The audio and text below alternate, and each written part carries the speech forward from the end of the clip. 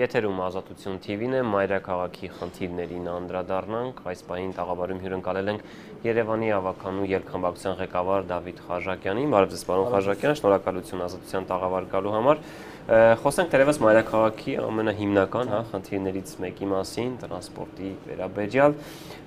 Գիտեմ, որ այս պահին էլ ակտիվ քննարկումներ են իրեն ընթանում, այսպես խորհրդատու ընկերության հետ, բրիտանական ընկերության հետ։ Գիտենք նաև, որ 800,000 մոտ դոլար գումար է հատկացվել այս ընկերությանը, նախքան թե ինչ է առաջարկում այս ընկերությունը, մի փոքրիկ այսպես ճշտող հարց ըստ ձեզ այսքան գումարը արդյունավետ ծախսի միջոց է պետական քաղաքային բյուջեից։ Ես կարծում եմ նկատի ունենալով հարցի մասշտաբները եւ այն, որ հնարավոր չէր Հայաստանում եղած ռեսուրսների, գիտական ռեսուրսների միջոցով այս խնդիրը լուծել, պետք է ներգրավել միջազգային խորհրդատու կազմակերպություն, թե որքանով է գումարը մեծ կամ փոքր, կարելի է դատել միայն երբ ծանոթանալ մրցույթին մասնակից կազմակերպությունների կողմից, սակայն մի բանն է ակնհայտ, որ կատարվող աշխատանքի ծավալը համենայն դեպս այն ինչ որ ակնկալվում է շատ մեծ է, այստեղ են Անգլիայից եկած մասնագետները, ովքեր տարբեր քաղաքների համար նման նախաձեռնություններ իրականացրել են, նախագծել են ցանցը եւ որը բավականաչափ տարողունակ աշխատանք է, որը ենթադրում է ամբողջ ցանցի մշակումը, տոմսային համակարգի մշակումը, թե որ երթուղայինը ինչպես պետք է գնա, ինչ ժամային կտրվածքներով հաշվարկվեն շարժակազմերը եւ հարցը պետք է ի վերջո հիմնովին լուծվի ի տարբերություն այն վիճակի, որ կա այսօր, երբ ոչ պատշաճ վիճակում են գտնվում ավտոբուսները, գազելները, ոչ ժամանակային առումով է քաղաքային տրանսպորտը ճշգրիտ աշխատում, այսինքն այս խնդիրների ամբողջ փունջը պետք է ներառվի այդ նախագծի մեջ եւ մենք հուսով ենք եւ դրա համար աշխատելու ենք, հետեւական ենք լինելու, որ կատարված ծախսը արդարացվի։ Այսինքն կարող ենք արձանագրել, որ այս պահին դուք կարծում եք, որ սա դեռ միջոցների վատնում չէ, $1 միլիոն տրամադրել խորհրդատվությանը։ Նախկինում եղավ մի անհաջող փորձ միջազգային խորհրդատու կազմակերպություններ գրավելու, չգիտեմ որքան է վճարվել, բայց գիտեմ, որ հիմա արբիտրաժային դատարանով այդ գումարները հետ պետք է վերցվեն եւ կարծում եմ, որ այս WIG կազմակերպությունը ամենայն դեպս մեր ունեցած քննարկումների արդյունքում մասնագիտական այդ խմբի գործունեության ընթացքում ես տեսել եմ, որ աշխատանք կատարվում է, սակայն այդ աշխատանքը բավարար կլինի եւ այդ ծախսը կարդարացնի թե ոչ, պարզ կլինի միայն այն ժամանակ, երբ 1-2 տարի այդ ցանցը ֆիզիկապես գործի եւ բնակիչները համոզված լինեն, որ այն համապատասխանում է միջազգային ստանդարտներին։ Շատ չծանրաբեռնենք մեր հեռուստադիտողներին, հավանաբար նրանցից շատերը ցանկանում են ի վերջո լավ իմանալ, թե ինչ է առաջարկում այդ ընկերությունը մայրաքաղաքի տրանսպորտային համակարգի վերաբերյալ, դուք ներգրաված եք այդ աշխատանքային խմբում, կարող եք ասել որոշ մանրամասներ ներկայացնել ի վերջո, որ փուլում եք հասել, ինչ է առաջարկում, հեղափոխական այսպես մոտեցումներ են։ Նախ ասեմ, որ քաղաքապետարանում ձևավորվել է այդ քննարկումների հարթակը, որի միջոցով կազմակերպությունը միջազգային խորհրդատուն ներկայացնում է իր կատարած աշխատանքը, մեզ տրամադրում իրենց հաշվետվությունները եւ մենք էլ ներկայացնում ենք առաջարկություններ հաշվի առնելով իրենց որոշակի խորհրդատվական տեղեկատվությունները։ Միտքը կայանում է հետեւյալում, որ գործող ցանց ամբողջապես պետք է փոխվի, պետք է գծերի քանակը օպտիմալացվի, պետք է մշակվի նոր կանոնակարգ, նոր չափորոշիչներ շարժակազմի համար, թե ինչպիսի ավտոբուսներ պետք է գործեն եւ միանշանակ է, որ պետք է ընդհանրապես վերացվեն գծատերեր հասկացությունը, այն իմաստով, որ թե որ գիծը ինչպես է շահագործվում, չորոշի մեկ անձ, մեկ գործարար եւ սա կարծում եմ այս փոփոխություններից ամենաէականն է եւ դրանից իրապես պետք է ազատվել եւ ցանցը պետք է լինի ըստ էության օպտիմալ, ենթադրի կայուն չվացուցակ եւ որ ամենակարևորն է, մայրաքաղաքում գործող բոլոր տրանսպորտային միջոցները պետք է ինտեգրված լինեն եւ հանդիսանան մեկ միասնական ցանց։ Այսինքն մետրոն, տրոլեյբուսը, հնարավոր բոլոր տրանսպորտային միջոցները մենք պետք է դիտարկենք մեկ համակարգի մեջ, որպեսզի այդ ցանցը լինի արդյունավետ, նպաստի մայրաքաղաքի բեռնաթափմանը եւ բացի դրանից ունենա կայուն չվացուցակներ։ Մոտավորապես նախագիծը սրա մասին է, լինելու են հիմնական գծեր,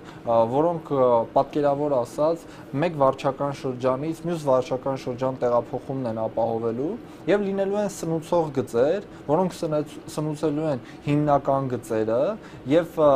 այս երկուսը փոխկապակցված են լինելու տեղ փոխերով, այսինքն մարդիկ իրենց ցանկացած կետին հասնելու համար հնարավոր է փոխեն մեկ տրանսպորտային միջոց, այս պահին քննարկվում է ընդունելի տարբերակ, որ երկուսն էլ է ընդունելի, եթե երկու միջոց փոխվի, սակայն կարծում եմ Երևանի չափերի պարագայում մեկն էլ բավարար կլինի եւ այս մեկ եւ դա մենք կարծում ենք, սա ելքխմբակցության առաջարկն է, որ պետք է իրականացվի մեկ տոմսի շրջանակում, այսինքն տեղ փոխը քաղաքացու վրա չդառնա կրկնակի վճարման առիթ, անկախ նրանից թե այդ մեկ տոմսը ինչ արժեք ունենա։ Այսինքն պատկերավոր ավելի ասենք, եթե ենթադրենք նորքի 9-րդ զանգվածից քաղաքացին ցանկանում է գալ կենտրոն, այս դեպքում մեկ երթուղի է փոխելու թե երկու։ Այդ դեպքում հնարավոր է խոսքը գնում է, ասենք 9-րդ զանգվածի մասին, բայց այսինքն կարող է ենթադրենք նորքի առաջին զանգվածում լինի այն կայանատեղին, որտեղից գալիս է կենտրոն եւ 9-րդ զանգվածից։ Եվ 9-րդից, 7-րդից, 8-րդից տարբեր սնուցող գծեր բերեն հասցնեն հիմնական գծին եւ մեկ հիմնական նորմալ մեծ ավտոբուս պատշաճ կերպով կահավորված ժամանակին շարժվի դեպի կենտրոն։ Եվ գաղափարը կայանում է նրանում, որ պետք է բացառվի երթուղայինների կրկնությունը, գծերի կրկնությունը, իսկ մենք գիտենք քաղաքում։ Այսինքն առաջին զանգվածից, նորքի առաջին զանգվածից մեր բերված օրինակի վրա բերենք, հա, պատկերավոր կրկին օրինակը։ Եթե նորքի առաջին զանգվածից կենտրոն գալիս է մեկ ավտոբուս, բացառելու եք, որ այդ երթուղով եւս մեկ այլ երթուղի կլինի։ Բնականաբար, եթե նպատակը ստեղծելն է գիծ, որը պետք է ապահովի, պայմանականորեն ասած, նոր-նորքից դեպի կենտրոն տանող էս փոխադրումը, բնականաբար իմաստ չունի, որ մի հատ լինի 5-րդ համարի ավտոբուս, մի հատ էլ 8-րդ համարի։ Հիմա շատ այսպես գծեր կան, որ նույն իմաստով մասիվից մինչև կենտրոն գալիս են, որ իրար կրկնում են, եւ դա առաջացնում է ոչ միայն այդ անհամաչափության եւ ոչ արդյունավետ ուղևորափոխադրումների խնդիրը, այլև առաջացնում է միմյանց միջև մրցակցություն, նաև պայմանավորված այդ 100 դրամների վճարումներով։ Իդեպ այստեղ եւս փոփոխություն պետք է տեղի ունենա, հայեցակարգը ենթադրում է, որ այլևս վարորդը չպետք է հանդիսանա այդ գումարը վերցնող, մանրող անձը, ինչպես եվրոպական շատ երկրներում։ Եվ բնականաբար այն ինչ որ կա մեր մոտ այս պահին անընդունելի է եւ պետք է լինի մեկ միասնական տոմս, որը ինչպիսի ֆիզիկական տեսք ունենա դեռևս քննարկվում է, բայց մենք արդեն ելքխմբակցության կողմից ներկայացրել ենք առաջարկ, թե ինչպես ենք պատկերացնում այդ տոմսի գումարի գանձման տրամաբանությունը, որովհետև այս պահին հասկանալի է, որ եթե կան տեղ փոխեր, ապա հնարավոր չէ ունենալ մեկ ֆիքսված արժեք եւ այդ տեղ փոխերում անընդհատ գումար կորցնել, հա։ Մենք առաջարկում ենք որևէ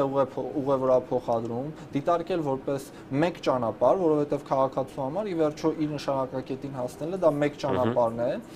եւ առաջարկում ենք ներդնել ֆիքսված գնով մեկ տոմս, որը ունենալու է իր մեջ գործողության ժամկետ։ Երբ դուք նստում եք առաջին երթուղայինը, այսինքն պատկերավոր ասած ենթադրենք, ինչպես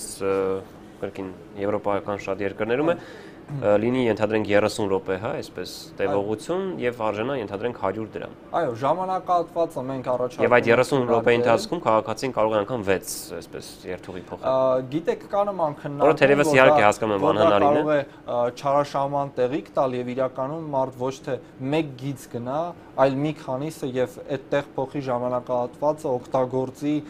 մի քանի գիծ երթևեկելու համար, որը բնականաբար արդար չի լինի, բայց ես կարծում եմ, որ սա այն երկրորդական խնդիրն է եւ պարզապես պետք է։ Այսինքն ինչ կարող անեմ, միևնույն է, եթե առաջին երթուղին նստես, այդ ժամանակը կարող է իր երթուղին հետեւյալն է՝ գնալ կենտրոն, այս պահին նա կվճարեր 100 դրամ, իր գործը կաներ, հետո 100 դրամ կվճարեր, կգնար ենթադրենք նոր-նորք։ Պնդումը հետեւյալն է, որ գուցե նա կենտրոն, եթե դու ապահովում ես տեղ փոխի այդ հնարավորությունը 30 րոպե, հնարավոր է քաղաքացին այս դեպքում մեկ տոմսի շրջանակում իր երկու ուղևորափոխադրումը կատարի, ինչը արդարացիչի լինի այն քաղաքացիների նկատմամբ, ովքեր իրապես մեկ գիծ են գնում, հա, այսինքն ինչքան օգտվում ես, բնականաբար այդ դա նորմալ չէ, եթե դու սահմանում ես հենց ժամանակով։ Մենք բնականաբար հենց այդ մեխանիզմն ենք գտնում մեզ համար ընդունելի, բայց խորհրդատու կազմակերպությունը տարբեր միջոցներ է առաջարկում գանձման, ընդհանուր մինչև կիլոմետրերով հաշվարկը, որը մի քիչ ավելի բարդ է, զուտ ժամանակային հաշվարկը, որը խնդրահարույց է խցանումների տեսանկյունից, առաջարկում է գոտիավորել մայրաքաղաքը եւ վճարել ըստ գոտիների տեղափոխման, Այսինքն եթե, չգիտեմ, Նորքի բնակիչները Նորքի զանգվածում են տեղափոխվում, դա լինի այլ սակագին։ Այո, կամ եթե ամենապարզ տարբերակով պատկերացրեք միջուկը կենտրոնն է, իր շուրջ մի օղակ, եւս մի օղակ եւ ենթադրենք գոտիների բաժանով, այո,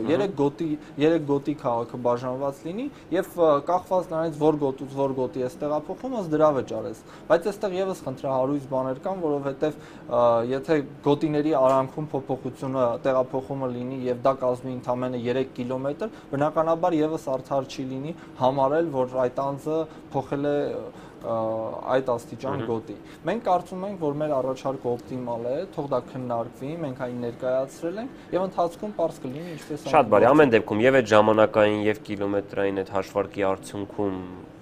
կա որոշակի հաշվարկ, որքանով կբարձրանա ներկայիս 100 դրամ սակագինը։ Սակագնի բարձրացումը կախված է այն ներդրումների ծավալից, որը նախատեսվում է իրականացնել ցանցը միասնական դա չի հաշվարկում։ Ոչ, այս ընկերությունը հաշվարկելու է թե ինչ ծավալի շարժակազմ է անհրաժեշտ, գուցե վերջնական որպես եզրակացություն նաև դա պարզ դառնա, բայց հասկանալի է, որ եթե ընկերությունը նույնիսկ տա չափորոշիչներ, որ այսինչ կարգի ավտոբուսներ են պետք ներկրել, ապա բնականաբար պետք է սկսվի գնման գործընթաց, հասկանանք ինչ արժեք կազմի այդ ավտոբուսները եւ նոր երբ վերջնական պատկերը ներդրումների պարզ լինի, հնարավոր կլինի ասել, թե ինչ 1 տոմսի գումար է անհրաժեշտ, որպեսզի այդ ամբողջ ցանցը սպասարկվի, որովհետեւ միջազգային խորհրդատու կազմակերպության գործառույթների մեջ է նաեւ մտնում հասկանալ թե քանի ուղևորափոխադրում է այժմ իրականացվում, ինչ եկամուտ է դա ենթադրում ոչ միայն մեկ գծատիրոջ, այլև ամբողջ ցանցի համար եւ նոր դրանից բխեցվի։ Մենք բնականաբար այստեղ որևէ ուրճացված մասնավորի համար գերշահույթ ապահովող սակագին թույլ չենք տա։ Ասացիք նաեւ որ նպատակը օպտիմալացնելն է, այդ երթուղիների քանակները։ Կա հաշվարկ իրենց առաջարկած այս նոր համակարգով որքան գազել ավտոբուս, այսպես կոպիտ ասած կվերանան երթ։ Այս պահին հաշվարկը եղած գծերից մոտավորապես 2-3 անգամ պակաս գիծ է նախատեսվում ունենալ մայրաքաղաքում։ Եթե հաշվարկենք, այսինքն ամեն գծում էլ մոտավորապես մոտ 15-20 մեքենա է, այսինքն այդքան կպակասի։ Ես կարծում եմ, որ այդ մեքենաների թիվը այս պահին շատ հարաբերական է, որովհետև նաև նկատի ունենալով այս միջանկյալ իրավիճակը, երբ բացասական սպասումներ կան գծատերերի մոտ այն մասով, որ իրենց գծերը մոտ ժամանակներս չեն շահագործվելու, իրենք շատ ավելի քիչ շարժակազմ են դուրս բերում, հնացածները չեն վերանորոգում եւ բայց այդուհանդերձ կլինի կրճատում եք, որտեղ շատ ժամանակ ասում են գծերի քանակի կրճատում կլինի, բայց պետք է շարժակազմի թիվը միանշանակորեն ավելացնել, եթե գոնե տեղերի քանակով հաշվենք, դա եւս պետք է ավելացվի, որովհետեւ եթե սեպտեմբեր ամսից սկսենք դիտարկել, իրապես շատ գերբեռնված է մեր մայրաքաղաքային տրանսպորտը եւ մշտապես կանգնած ուղևորներ կան։ Հիմա նույնիսկ եթե մեծ ավտոբուսներ լինեն, ելի պետք է ձգտենք, որ կանգնած երթևեկությունը հնարավորինս բացառվի անկախ դրա հարմարավետությունից եւ մեկ գծի շրջանակներում եղած շարժակազմի թիվը բնականաբար պետք է ավելանա, բայց գծերը կրճատվելու են մոտավորապես այս բան եղած հաշվարկներով 2-3 անգամ։ Այսինքն այդ շարժակազմի այդ պարկերի փոփոխությունը նախատեսվում է այն գազերների եւ ավտոբուսների մասով, թե նաեւ հնարավոր է տրոլոբուսների պարկը փոփոխության ենթարկվի, այնտեղ էլ ավելացվեն գծեր մետրոյի մասով։ Այս պահին դիտարկվում են բոլոր հնարավոր միջոցները, ես կարծում եմ նախնական հաշվարկվում է տրոլեյբուսային այն պարկը, որ այս պահին է գործում, թե ինչքանով նպատակ կդրվի դրանք զարգացնելու ընթացքում կտեսնենք։ Մի բանն է հստակ եւ մենք դա պահանջելու ենք, որպեսզի գազելները որպես տրանսպորտային միջոց առհասարակ վերածվեն, որովհետեւ դրանք վտանգավոր են մարդկանց կյանքի համար եւ շատ անհարմարավետ են ուղևորափոխադրում իրականացնելու համար եւ կսահմանվեն նոր չափորոշիչներ, ինչպիսին պետք է լինեն ավտոբուսները եւ ըստ այդմ քաղաքը կհագեցվի նաեւ նոր ավտոբուսներով եւ սնուցող գծերը նաեւ կսնուցեն ոչ միայն այս ավտոբուսային հիմնական ուղիները, այլև մետրոպոլիտենը եւ այդ առումով մետրոն եւս այստեղ էական նշանակություն ունի։ GPS համակարգեր կլինեն, ենթադրենք, որ քաղաքացիները նույն այս սմարթֆոններով կարողանան տեսնել, թե իրենց ավտոբուսը կամ մեկ այլ երթուղային գիծ որ ժամին կլինի այս կանգառում։ Հետաքրքիր Նման փորձ արվեց ի դեպ մի որը ժամանակ առաջ հիշում ենք ավտոբուսների վրա չված ցուցակները։ Դա նաև ըստ էության վերահսկում է հենց այդ նույն գծերին, երթուղային վարորդներին, թե որտեղ են ինչ։ ինչ որ տեղադրվեց GPS համակարգեր, հիմնականում կանգառային նշանակություն ունեին, որ կանգառում տեսանելի լինի այդ հոսքը, բայց շատ լավ առաջարկ կլինի ներկայացնել, որ մարդիկ իրենց սմարթֆոններից կարողանան տեսնել տրանսպորտային հոսքերը, եւ դա բնականաբար նաեւ ավելի գայթակղիչ կդարձնի հանրային տրանսպորտից օգտվելը, եւ GPS-երով հագեցնելու այս տարբերակը միանշանակ դիտարկվում է, ոչ միայն GPS-ներով, այլև այդ ավտոմատ գանձման համակարգերով, եւ այս առումով նաեւ տրանսպորտային ցանցը լինելու է շատ հագեցած, եւ նաեւ մենք կարեւորում ենք շարժվելու սահմանափակ հնարավորություն ունեցող անձանց համար հարմարավետություն է այդ ավտոբուսների, որովհետև ինչքան էլ փորձենք վերելակներ հարմարեցնել եղած մեծ ավտոբուսների վրա, միևնույն է դա կիսալուծում է, կիսամիջոց է եւ նոր ավտոբուսները մենք կարծում ենք պետք է դա ի սկզբանե այդ հագեցվածությունը ունենան եւ ապահովեն մի շարք չափորոշիչներ եւ ինչու ոչ այս ամառվա շոքին նաեւ ունենան օթորակիչներ։ Պարոն Խաչատյան, այս գործընթացը երբ է ավարտվելու։ Վերջնաժամկետ կա, թե այս խորհրդատվությունը, ձեր առաջարկությունները, այս ընդհանուր աշխատանքը ի վերջո երբ պետք է փաստաթղթի տեսքով վերջնական։ Մաս ներկայացվում են առաջարկները, այս պահին կա ցանցի նախնական տարբերակը, որը դեռևս փորձարկված չէ, դա սպասվում է առաջիկայում, եւ աշնանը ակնկալվում է, որ ցանցի այսպես նախնական ավարտուն տեսքը կներկայացվի եւ դրանից հետո կսկսվեն արդեն պայմանագրային իրավական գործընթացները եւ կարծում եմ, որ նաեւ պետք է մենք նկատի ունենանք, որ քանի գնա սեպտեմբերից սկսված ավելի է վատանալու գործող տրանսպորտային ցանցի վիճակը եւ պետք է լուծումներ գտնենք, որպեսզի կոմպենսացնենք այդ բացասական սպասումները, որ կան գծատերերի մոտ, որպեսզի եղած գծերը չփակվեն կամ շարժակազմերը այդ աստիճան անհամաչափ չգործեն։ Որպեսզի նաև հեռուստատեղների մոտ թյուրիմացություն չլինի, այսինքն եթե աշնանը ավարտվում է, սա ըստ էության հայեցակարգն է, այսինքն թե ինչպեսի պետք նախագիծն է։ Մեկ այլ բան է, թե այս նախագիծը կյանքի երբ կկոչվի, ում կողմից, ինչ միջոցներով, այսինքն ճիշտ է։ Պատկերացնենք, այո, սա շենքի նախագիծն է։ Այսինքն դուք մշակում եք մի նախագիծ, ենթադրենք ապագայի ներդրողի համար ասում եք, որ մենք Երևանում պատկերացնում ենք այսպիսի տրանսպորտային համակարգ։ Ցանկանում եք ներդրում կատարեք այստեղ։ Եվ այստեղ համայնքը ստանձնում է իր վրա կարգավորիչ դեր, ասում է, որ ցանցը այսպես պետք է գործի, եւ տենդերը հայտարարում այն կազմակերպությունների համար, ովքեր պատրաստական են այդ ցանցը շահագործեն, բնականաբար առաջարկելով նաեւ սակագնի արժեքը։ Սա ի դեպ մեր քարոզարշավի ընթացքում մեր ներկայացված պահանջներից մեկն էր, որ քաղաքապետարանը, համայնքը պետք է ըստ էության թելադրողը լինի, թե ինչպիսի գիծ պետք է գործի քաղաքում, որովհետև այս պահին ինչպիսի գիծ ասես որ կա, դրանց արդյունավետությունը պայմանավորված է պարզապես գծատերի համար եկամտաբերությամբ եւ բնականաբար սա ընդունելի տարբերակ չէ։ Եվ հենց հաշվի առնելով բյուրոկրատական է, թե այս գործընթացը կարելի ասել, որ այս տարի չենք տեսնի այդ նոր տրանսպորտային համակարգը։ Այս տարի չեմ կարծում, բայց այս տարի եթե անգամ հայտնվի անմիջապես այդ հայեցակարգի մշակումից հետո ներդրող։ Ես կարծում եմ, որ եթե այս տարվա ընթացքում նախագիծը ամբողջությամբ պատրաստ լինի եւ սկսվեն մրցույթի համար այդ իրավական գործընթացները, ապա մենք զգալի առաջընթաց կունենանք։ Ես նաեւ չեմ ցանկանում այս հարցում շտապողականություն ցուցաբերենք նախագծի մասով, որովհետեւ իրապես այն մտավոր գործունեությունը, որով պայմանավորում է ցանցի ինչպիսի լինելը, ինչպիսի ուղղություններ ունենալը, դա ամենակարևորն է եւ հենց դրանով է պայմանավորված լինելու չվացուցակների կայունությունը։ Ձեր գործընկեր կուսակիցներից շատերը ասում են, որ սա այսպես է տրանսպորտային ոլորտները մոնոպոլիզացնելու նախագիծ է մշակվում։ Նման կարծիք հնչում է եւ փաստորեն մեր ընդդիմադիր մյուս գործընկերը ավականու կազմում կարծում է, որ ավելի լավ է ունենալ տասնյակ գծատերեր, քան ունենալ մեկ ինչու ոչ միջազգային շահագործող օպերատոր, դա իրենց կարծիքն է, թող իրենց առաջարկությունը ներկայացնեն։ Այսինքն այս փոփոխությունները այսպես կոչված գծատերերը այլևս չեն լինի, թե եթե նրանք անգամ լինեն գործելու են մեկ միասնական օպերատորի։ Նպատակը այն է, որ գործի մեկ միասնական օպերատոր, եւ սա լինելու է ամենաարդյունավետ տարբերակը, եւ մենք այդ փորձը ունենք աղբահանության ոլորտում, երբ առաջ ամեն յուրաքանչյուր համայնք սպասարկում էր մեկ աղբահանող ընկերություն իր ունեցած սահմանափակ ռեսուրսներով, Իսկ այժմ մեկ միասնական օպերատոր է դա իրականացնում, գուցե ոչ թե գուցե, այլ միանշանակ խնդիրներով, բայց շատ ավելի լավ, քան նախկինում էր, եւ հիմա գոնե հնարավոր է հասկանալ այդ մեկ միասնական կազմակերպությունից, որը ունի մեծ ռեսուրսներ, ինչ է հնարավոր պահանջել։ Նույնը լինելու է տրանսպորտային ցանցի դեպքում, մեկ միասնական օպերատոր որպես շահագործող սուբյեկտ, մետրոպոլիտենը, տրամվայները եւ մնացած տրանսպորտային միջոցները։ Շնորհակալություն հետաքրքիր եւ մանրամասնելի զրույցի համար։ Հիշեցնեմ, մենք զրուցում էինք Երևանի ավականու ելք խմբակցության ղեկավար Դավիթ Խաժակյանի հետ։